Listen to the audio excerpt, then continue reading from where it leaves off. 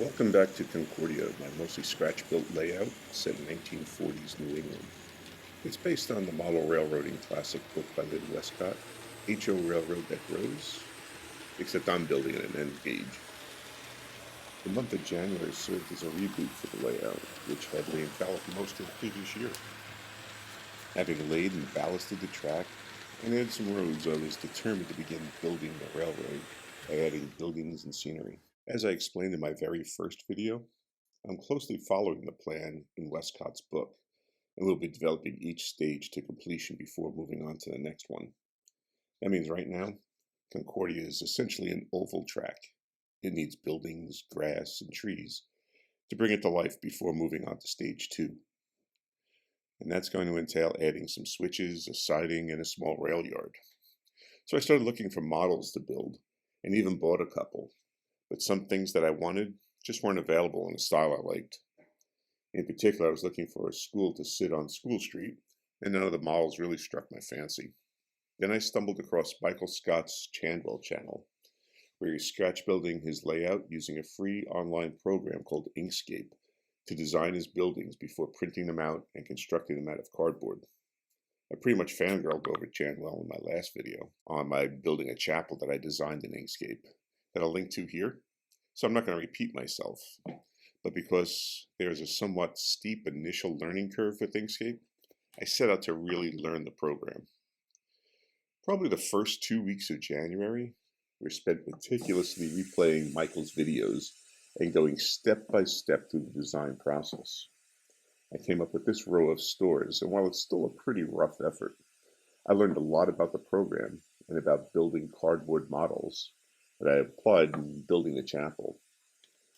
One of the things I learned about cardboard is there's a difference in thickness apparently in the US and the UK. Chandwell discusses half millimeter card, 1 millimeter card, and 2 millimeter card. But here we have card that's based on points. So my 20-point card is actually 0.59 millimeters, and my 50-point card is 1.3 millimeters. That's not much of a difference, but they build up over time and end up throwing things out of whack, which is partially the reason the storefronts are not as good as they could be. We won't talk about operator error right now. But I incorporated those changes or those differences into the chapel build. And while the building itself is a much simpler build, so I think it was easier to do, the steeple itself was a challenge that I think worked out quite well. It's based on an actual chapel called the Fishtown Chapel in Mystic, Connecticut. It seemed the type of chapel the founders of Concordia would have built before the larger congregations moved in. Yes, a second bigger church is planned for the layout.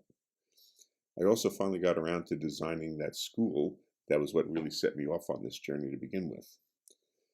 And while I had attempted to build one last year, I've abandoned that one, and I'm actually going for something more fitting to the time and place of my layout. Basically, it's a one-room schoolhouse to reflect the small-town nature of Concordia.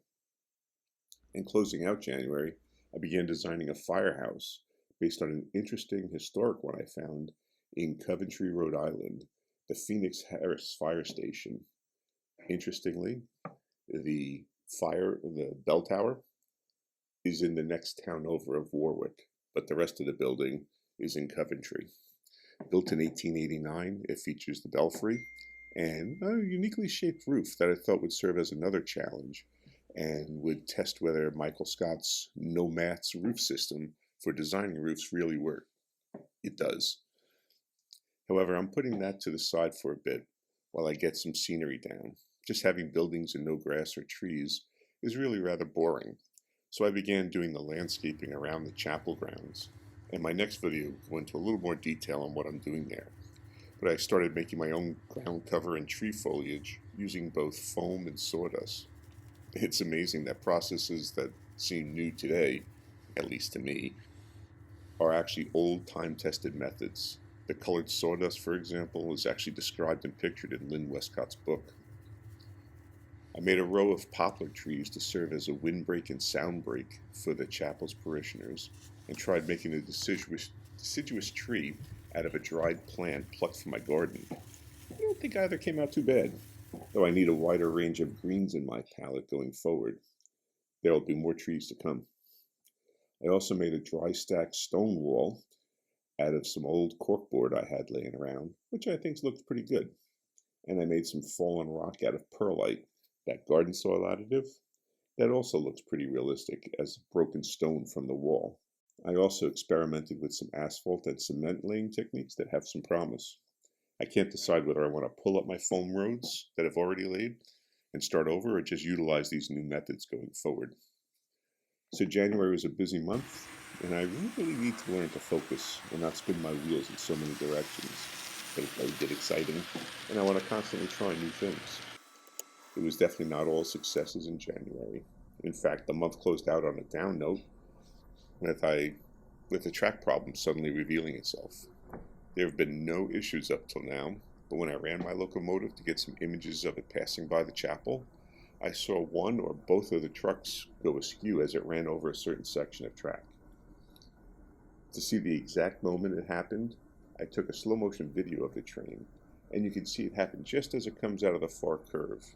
It's not enough to cause the engine to derail, but it's not right, and it shouldn't occur. So now I'll need to investigate why that's happening and how I can go about correcting it. So that's it for my January update. I hope you like the progress I've made so far. And if you'd like to follow along with Concordia's construction, consider subscribing to the channel. Thanks for watching, and I'll be back soon with a new video.